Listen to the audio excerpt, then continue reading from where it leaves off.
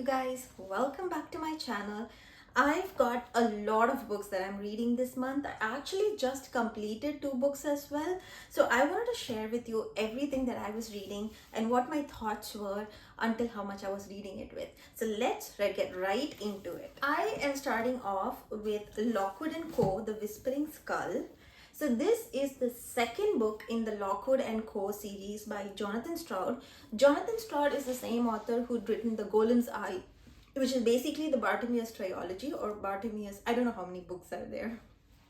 But to be honest, I wasn't really a Bartimaeus trilogy fan. I don't know how many of you are and how many of you are going to think this is going to be an unpopular opinion. But on the contrary, I love me some Lockwood and Co. So I read the first book sometime last year and it was one of my favorite books of the year. And I wanted to savor and get through this. I think this is a 5-book series and this is the second one and it's just as good. So I'm like halfway in and I feel like this book was brilliant, at least so far. I mean, I love the characters. Everything is so amazing. The plot is amazing. It just keeps getting better and better. So if you're not aware, Lockwood and Co is about a small agency which has like 3 people. And this is somewhere set in the future where there is a lot of hauntings that happen around the city. And there are like very big corporate agencies called Fitz and Co and so many different agencies that actually full-time employ people to go and investigate these hauntings, and we follow this small business which is 3 people who also investigate these hauntings. And basically the way the paranormal investigations are portrayed are so different and so interesting, and there's always a lot of thrilling elements involved in it. So it's not necessarily scary, there's a lot of humor in it as well, and at the same time you get a lot of intrigue and murders and mysteries, and it's just amazing, you guys. It's a great read during Halloween, but I wouldn't like recommend it during Halloween because I feel like Halloween is, well, the kind of books that I like to read during Halloween at least are mostly like ghostly manners, or it's creepy but not like this creepy. So this is not necessarily creepy. There are like paranormal elements in this book and lots of ghosts and hauntings and investigations and all of that, and there's a lot of build up as well to it. But I feel like this could be read anytime throughout the year, so it's just like a perfect mystery mayhem kind of book. So far I'm recommending it. Next book I'm reading is House of Flame and Shadow, which is the 3rd book in the Crescent City series, and I'm again I think halfway through.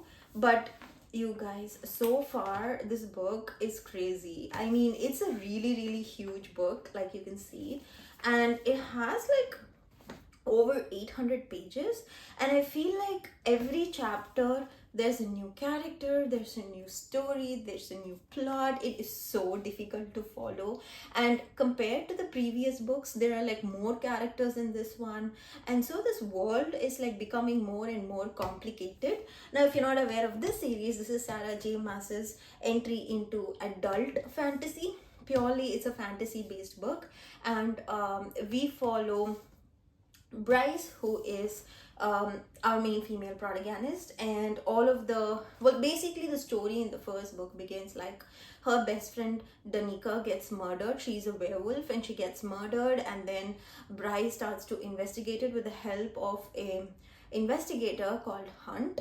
And then the story, well, that's the base premise of the story, but then so much happens after that. And I feel like this book is only getting more and more complicated, and it's really heavy. So I'm taking it slow with this book, savoring each of these chapters, because it really takes time to understand what's happening. It's also intricately written.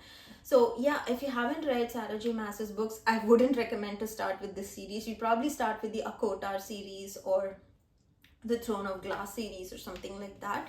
But this is for people who would want to read a little more complicated and a little more depth in the story, so then I would recommend this. The next book I'm reading, and I have still been reading, is Great Expectations by Charles Dickens. So I wanted to finish a classic, at least one per quarter, and I have been reading this for the past 3 months, and I haven't even gotten halfway through.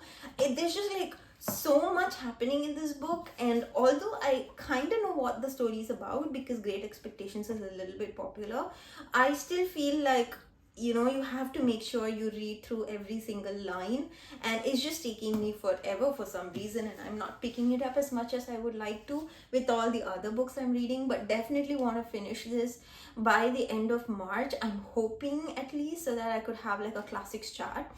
And this one in particular follows Pip. I'm not sure if you know about this Charles Dickens book, but Pip is like living in this small village outside of England, and it's about how he grows and how he gets well, he becomes a gentleman basically, and then he experiences life in England and basically his life going forward.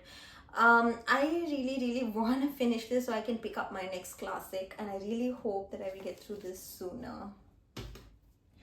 Next book I'm reading is Thousand Heartbeats by Kiera Cass, and the reason why I picked this up was because I have read the Selection series by Kiera Cass and I enjoyed it. I actually read it like maybe quite a few years back, but I still thought it was fun and easy, and that one is a little more light. So that particular, the Selection series follows a girl and a bunch of girls who actually go to a castle or a palace, and they try to woo over a prince. So like they're trying to win the prince over so they can get married and become the princes, and well, something like that. And I thought it was fun. It was a very light read, and you can just go through it in like one sitting. So if you're looking for something light, I would recommend that series. This one, I do not know yet what this is about. It still has a princess and palace elements to it, I believe, and there is a lot of romance is what I come to understand, but I have to see what this is about. I don't even know if this is a series or this is just a single book. I've got to read this and I will let you know what I think about it.